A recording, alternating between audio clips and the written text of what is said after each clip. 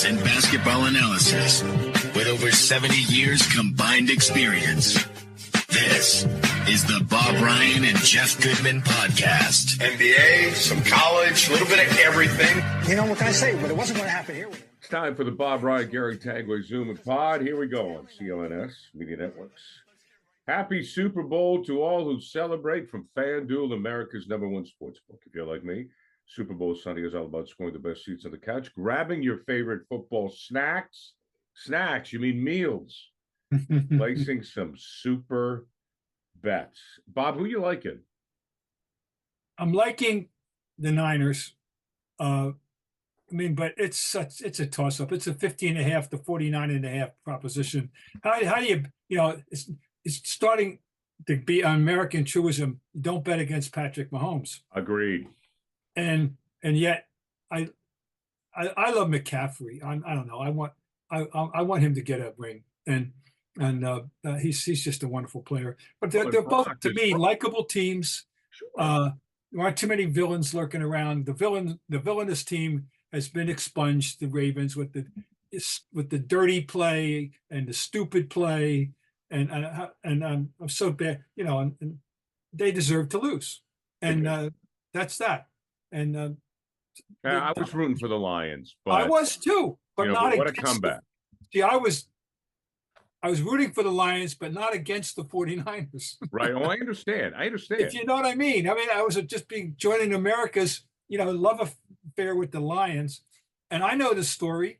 Hell, I remember that 57 championship game, So I know the story. And it would have been a nice story.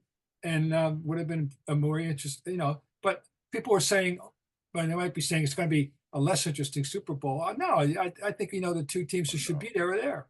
Oh no, this is going to be a great game. I'd love to know if the Ravens, if they played 2 out of 3 or 3 out of 5 like basketball, maybe the Ravens would win, but maybe not. But well, the Ravens lost their head, and to me, and we'll get to basketball here, folks. This is a basketball podcast, but yes, when you take a look at the experience and just the poise of Patrick Mahomes, and I may take some heat for this, but Patrick Mahomes, his poise is like Tom Brady. It just is. I'm not saying he's Tom Brady. Hey, if he wins a Super Bowl, that's 3. Hey, that's 3, man. There's nothing I'm wrong. not saying he's Brady, but his poise is like Brady. There's nothing wrong with putting him in that conversation. It's as fair as putting Brady in the Montana conversation 18 years ago, which I was doing. Because what I was saying at that time was he's a pup from the Montana litter. The way he plays, he doesn't have the shotgun arm. He doesn't have great, quick feet. He doesn't have, and he has other attributes. He's got an extra set of eyes in the back of his head. He's got instinct. He's got poise. He's got, chutzpah. He's got a lot of that stuff. And that's what Montana was. This kid is, except he's much more agile. He's much more of a modern quarterback with those intangibles that those other 2 guys had. Agreed. You know what? The great discussion. When the discussion used to be who's the greatest quarterback, and I'm going back 15 years now, and even 10 years ago, 15 for sure. And you said if you lined up all the quarterbacks in history and pick one that you want to win the game for your life tonight.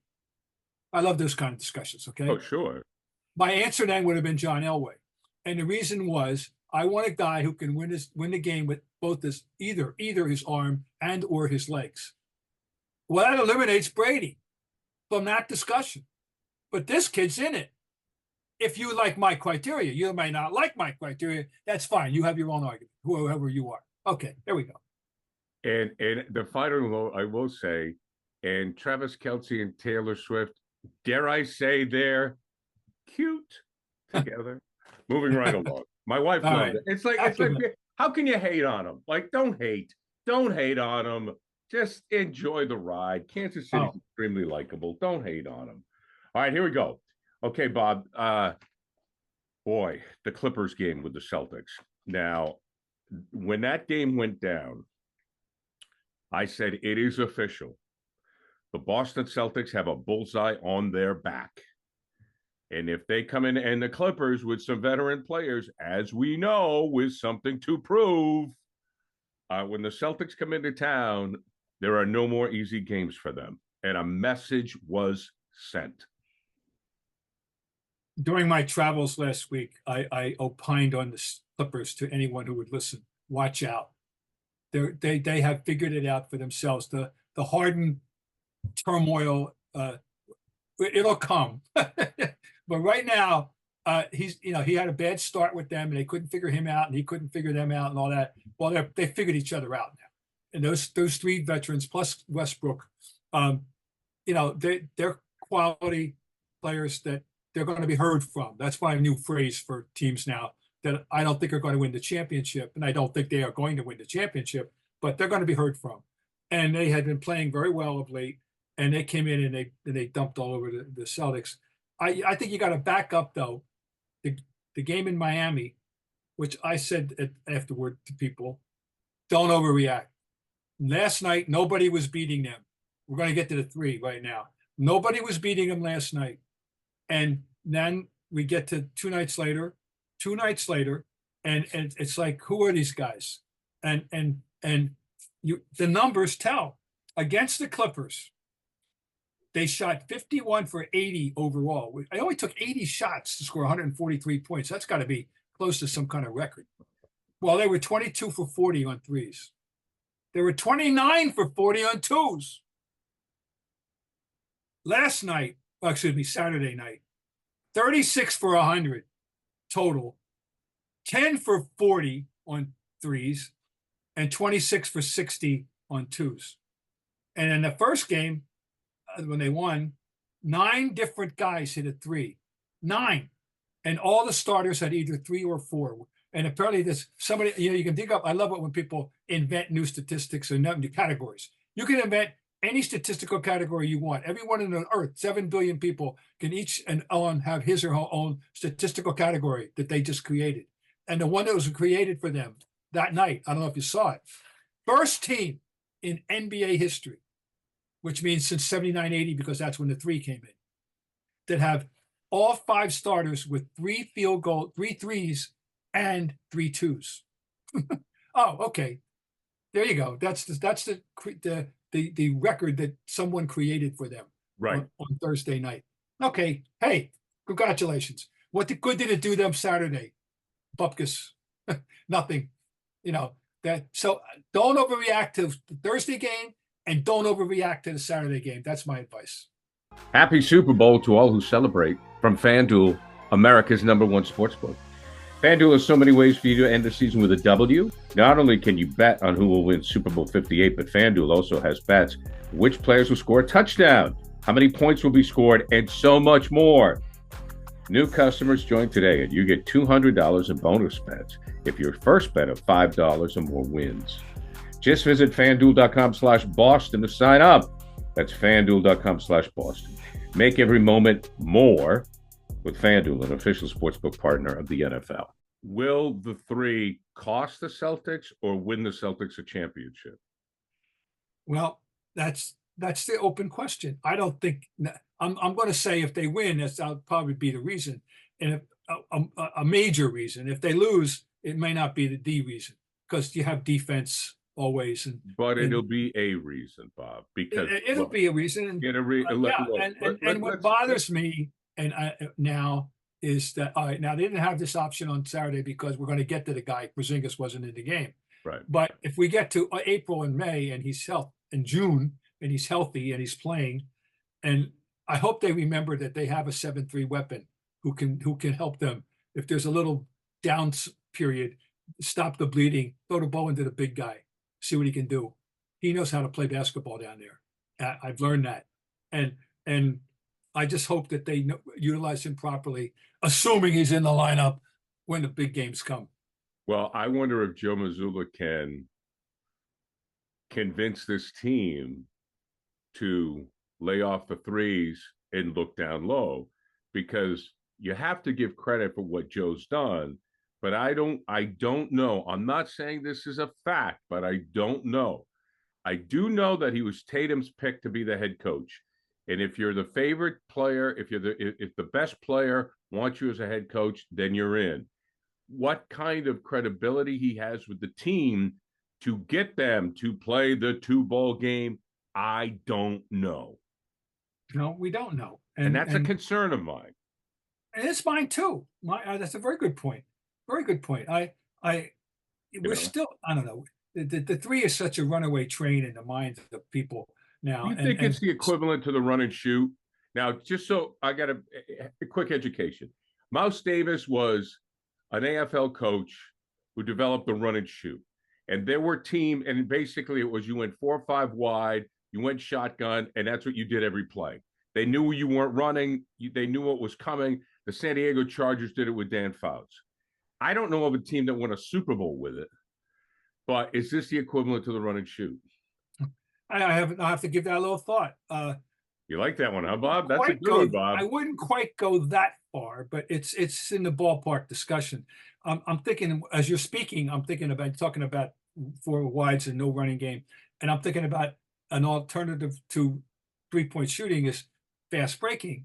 And then I'm thinking, wait a minute, they've turned the fast break into a major option for the 3, which would have been unimaginable 30 years ago, or even 20. Right. And you see teams come down now, and the first thought isn't getting a layup. It's not the first thought to get a layup out of a 3-on-1. It's somebody fanning out to the corner, and going in the corner and finding him, and that's the way they play the game often, and abandon the idea of going for a simple 2. This mentality has infested the entire game. The entire game of basketball. I don't know any holdouts, frankly, that's the way they play the game. So they always live by it, die by it. That may be the way they're going to go. I hate to think that that's going to be the case because they have other options. Well, they do, and that's the frustrating thing. For example, they could have defeated Denver if they, Porzingis. We talked about that Denver game. Yeah, Porzingis had a great first half. Then he didn't get the ball in the second. Never sees the ball. Never sees the ball. So they're shooting themselves in the foot. It's if the 3's going, and Bob, guys know. I mean, I always hate to revert back to Bird, but Bird knew when he wasn't on. So he's going to do other things. Yeah. You have to know. And of course, he was part of the greatest front court of all time at one point. And he had 2 superior post players, to throw the ball to himself. Yeah, I know it. That team. If Jason Tatum comes out and he's 0 for 4 with a 3, or Jaylen Brown comes out and he's 0 for 4 with a 3, okay, go to the basket. Especially since Tatum is so good at it.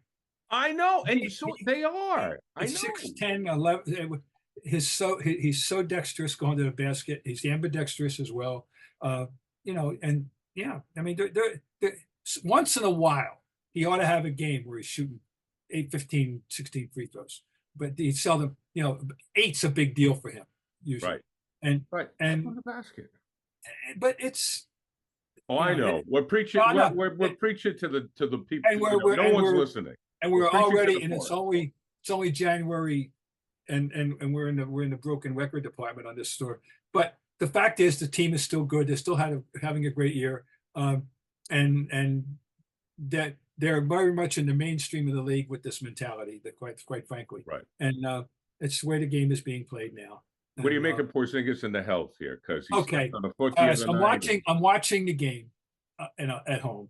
I'm watching the game, and everything's going great against Miami, right? And they're going great. And then the fateful moment, he comes down on. I didn't realize exactly what he had done because he was off camera when it happened, really, or pretty much off. But he sprains his ankle, and apparently by the great hazard that could happen to anybody at any time playing basketball, whether it's the YMCA or your backyard or the finals of the NBA. He came down on somebody's foot and turned his ankle over. That's a very common basketball injury. Okay, it is. That it happened to him, though. Right away you go, oh God, because it just seems like there's a song called "Everything Happens to Me." Well, he seems to be one of those guys. And what was that guy? Oh, Joe Bifflespilk. That was the Al Cap character the guy of everything bad happened to Joe Bifflespilk. So there's a Joe Bifflespilk aura surrounding Kristaps Porzingis, who the team needs to go all the way. Period. They do. And so my first, and I did. They were up by 23 or 4 at that time, en route to winning by 33. I said, I can't deal with this. I'm going to bed. I turned the TV off right away. I said, they're going to win, and if they don't win, I don't want to see this. I don't know if you think that way. I don't know how many of our listeners and viewers think the way I think in this regard. But when the team gets up to a certain point sometimes, and you figure they got to win, and I just say, okay, 8 minutes to go, they're up by 28 or 30. I said, I don't need to. If they blow this, I don't want to see it. That's the way my thing. That's just the way my mind works. So I turn it off, go to bed, and check out the score when I get up in the morning. So that's what I did this time. I don't want to deal with this. I started worrying right away about Porzingis. Right. Started worrying, and it turns out an injury had nothing to do with predisposition. Could happen to anybody. Okay, but it's him, and he's had so much go wrong with him. So that's all. But if they're going to go all the way, they got to have Porzingis. A battle of two powerhouses the other night. The 9th seed, if you will, and the 12th seed with Golden State and the Lakers. And the Lakers won it by 1 point, 145-144 in double overtime. But holy cow, what a game. And you would have thought they were playing for the number 1 seed. And then you go, oh, wait a minute. No, it's so weird. It's so weird. LeBron has 36. Steph has 46. It's a great game. It's double overtime. And these guys and the teams aren't very good. It's so weird, but what a great game. It's I guess one of the great games of the year, although it was marred, I guess, by controversial officiating about some of the nature of the calls. I didn't see the game, but I've been told. Right. And also, I know there was a big free throw discrepancy in favor of the Lakers. And that on the surface doesn't mean anything to me because there's been way too much whining about things like that over the years from people who don't understand that doesn't mean that one team was being favored of each. One team was playing one way, the other team was playing another way. Obviously the Lakers were going to the basket more than the Clippers. Period. Right. Had to be. Celtics take note. So, great game, and there was the controversy and all, but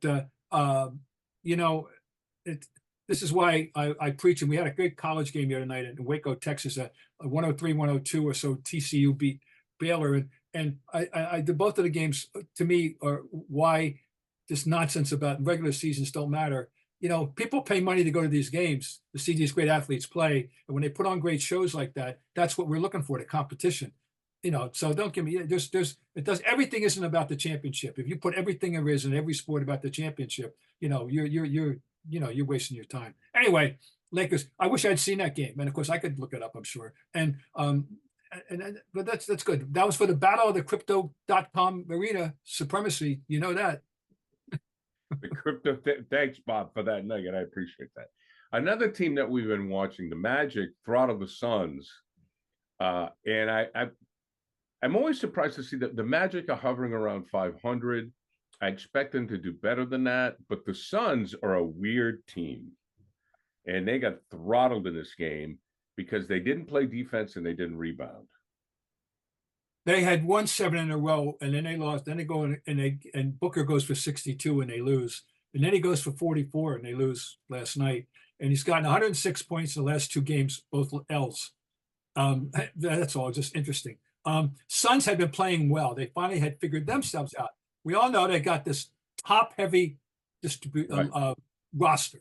They've got 3 Hall of Famers because Booker's on his way. That's not. I agree. Okay, they got 3 Hall of Famers that are going to be, and they have a bench that is in this. And I've used this phrase before. They're the basketball equivalent of the Federal Witness Protection Program. The bench for most people. They're very they've invested all their money in this, and it wasn't paying off. They only have, and it isn't paying off yet, except they had won 7 in a row. You have to respect those guys. But Magic, we saw the Magic earlier in the year beat the Celtics, and I like their young talent. I love Banchero. He knows. Talk about that kid came out of the womb knowing how to play basketball. Somebody taught him very well. He and the Wagner brothers, I like them. I love, and you know, and so they're you know, they're dangerous. I mean, they're worth watching. I won't. I'm not sure I'm putting them yet in they're going to be heard from category. Going to be heard No, from. and they're not. And I thought they would be, but they're not. They're not. No, the heard from category of the Clippers. But they're, at least that's a good one. They're in there. They're in the fans are getting something good to watch more than they thought. I think, you know, let's play a game. The contenders are Boston, still Milwaukee. We'll see, you know, with Doc if they figure it out, if they listen to him.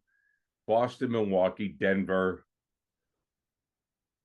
I don't know about Phoenix, but I'd say Boston, Milwaukee, Denver, right?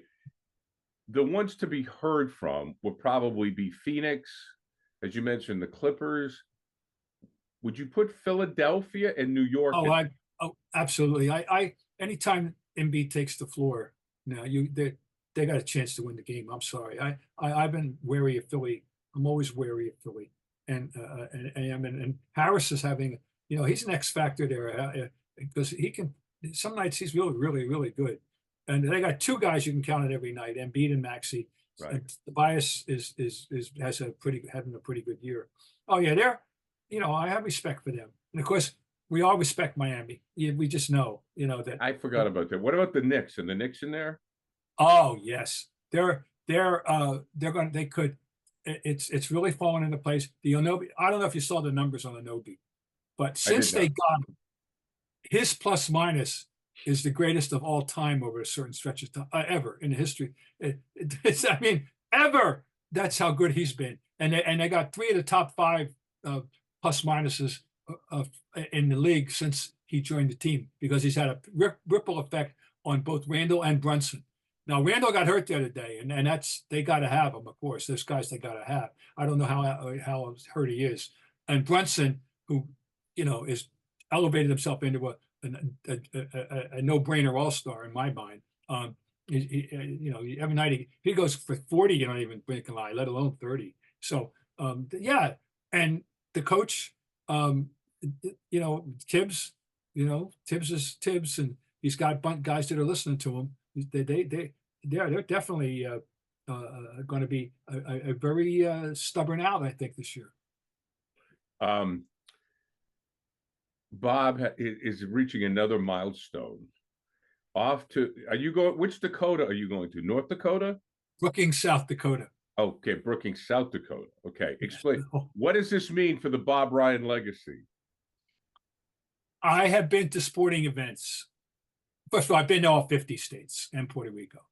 I've been to sporting events in 49 states and Puerto Rico. The 50th is South Dakota. It's been on my mind for a couple of years. I went to the Globe and said, hey, if I go to get a sporting event in South Dakota, and how about if I write about it? Would you like a story? And they love it. They think it's, and really, I don't know how many people can make that claim, frankly. So, you know, it's not many really. And so I am going to take care of unfinished business by going to see the South Dakota State Jackrabbits take the floor next Thursday night against the North Dakota State Bison in a Summit League battle.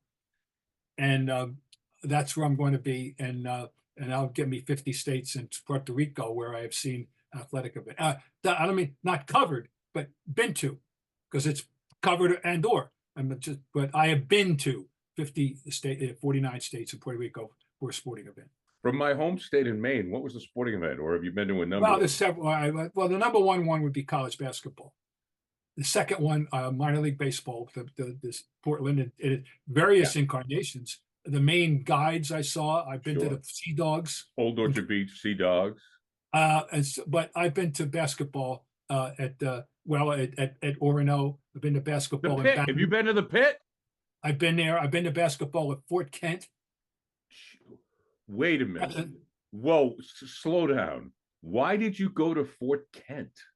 In the fall of 1999, I somehow or other became aware that University of Maine Fort Kent was off to a good start in the basketball season. Okay, Division III.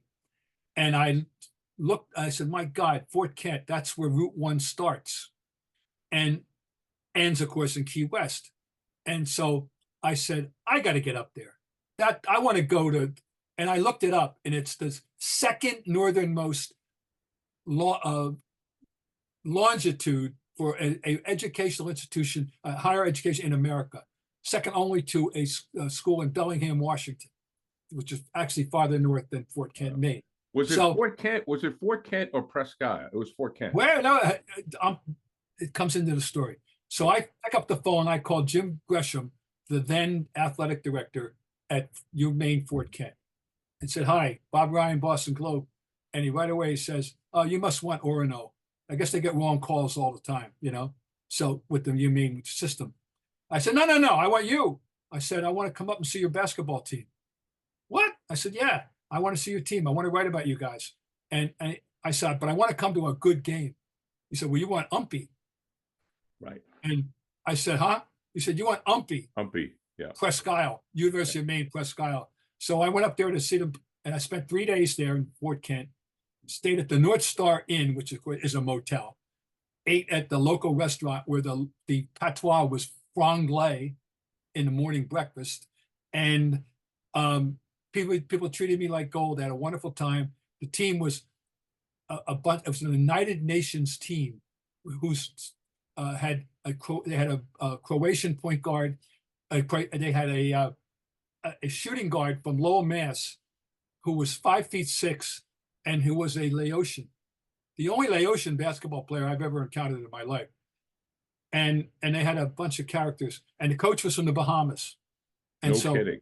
Yeah, to go from the Bahamas to Fort Kent. To Fort Kent, and I was treated like gold. Had a great time. They won the game. They beat Umpy. I wrote the story, but the Globe had a picture taken of the kids in their uniform in front of the sign that says Route 1 starts here. Yeah. You know, and so that's why I went. That was in January of 2000, and I wrote the story, that month. That's why I was at Fort Kent. So anyway, answer your question. Trying to think if there's anything. It's mostly college basketball and minor league baseball. Well, I was going to say, I also participated in the Miss Potato Blossom softball tournament 2-3 years in a row. It gets a little blurry up at Old Fort Kent. So that's a great story, Bob. But what's the bet out of the 50 states? What's the one that sticks out? Is it like the first time you saw Larry Bird play? Didn't you see Larry in high school? No, I didn't. I saw him in college. I saw him in an NIT game at home in 1978. But that wasn't like you and Madden. Like what happened was we were Mike Madden and Jason Stark were both writing for the Providence Journal, right? And PC was playing Michigan State in Indianapolis in the first round of the NCAA on Saturday afternoon. And I went, and on Friday night, it's only 50 miles, 60 miles to Terre Haute. The Indiana State was playing. So I got a car. We had a car. We drove, 3 of us, out to see the game. And they beat Illinois State. Bird hit a bucket to win the game. And that was our look at Bird. And the next afternoon, we saw Magic. So we saw Bird and Magic within 16 hours of each other for the first time. And, that trip. So, yeah. And the opinion of the three was? I liked them the most. I believe Madden was somewhat dismissive on the athleticism thing, and I think Jason was closer to me, but not as whole hog as I was on Bird. So yeah. Well, Bob, enjoy North Dakota. I will be talking to South Dakota. I'm sorry. I've been in North Dakota. Damn it! You know what I saw there? This is one of those states where I have one event. The 1983. Not yet Frozen Four, because it hadn't been nicknamed that by Eddie Carpenter yet. The NCAA hockey finals were at University of North Dakota. Harvard was in it. The Fighting Sioux, right? Working for Channel 5 at the time. Wow. I covered it for Channel 5. And yeah, that's my one North Dakota. I didn't know Eddie Carpenter came up with the Frozen Four. He doesn't get the sufficient credit. Eddie Carpenter came up with Frozen Four, the longtime BU sports information director, wonderful guy, friend of many, and I've printed this several times, but and I no one's ever been able to refute it. He came up with Frozen 4. One of the best guys ever. Oh, he's terrific. Best guys. Bob, always a pleasure, my friend. All right. Enjoy South Dakota. I'll have a full report for you when we I can't wait for this. You gotta take pictures and put them on Twitter. Oh, you know that. Yeah, you got to do that. You got that. All right, Bob, Ryan, Gary Tanguay, brought to you by Fanduel. Happy Super Bowl to all who celebrate. From Fanduel, America's #1 sports book. Super Bowl Saturday is about scoring the best seats on the couch, grabbing your favorite football snack, and placing some super bets. Go to Fanduel to check it out. America's #1 sports book. Travel safe, Bob. We'll talk to you next week. Thanks, Gary. Bye-bye.